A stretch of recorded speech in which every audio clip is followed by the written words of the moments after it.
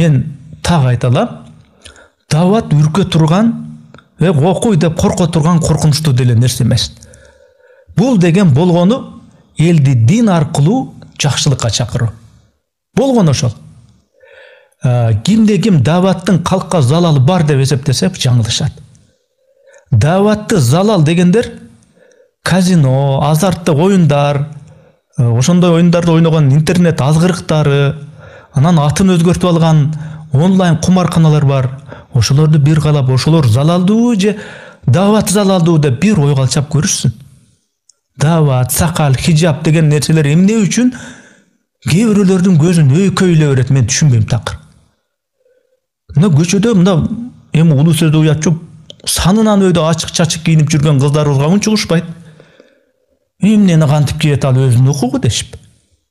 Мини юбка кийемби, шорта кийемби, өзүм билем деген кыздарды көрүп, аңгилиге кармап зордуктап кетип аткан ушундай бир көрүнүштөргө, анан боюна балап өтүп, ошонусун эл укпасын деп дааратканаларга, таштандыларга, талаган наристесин төрөп таштап кетип аткан мисалдарга хижабка, сакалга асылгандай асылып кыжырданышпайт. Парктарда, көчөлөрдө мына кыздар, жигиттер эки-экиден өбүшүп, жытташып турса, ал өздөрүнүн жашоосу жөн дешет.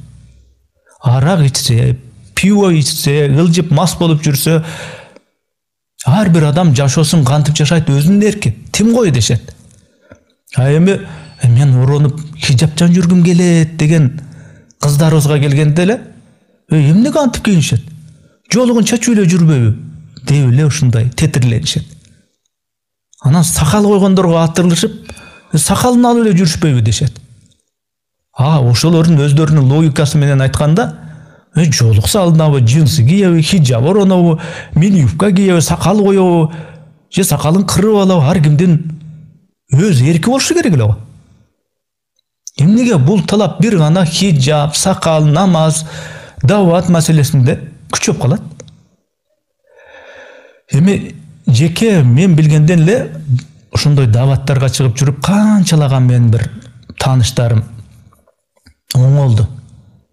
Арак ичкени арак ичпей калды. Жанагындай банги болуп кеткендер бангичилигин таштады. Аялын уруп сабап ушундай бир кор мамиле кылган бир зөкүр чалыштар даваттан исламдын өзөгүн түшүнгөндөн кийин аял затына болгон урматын артты.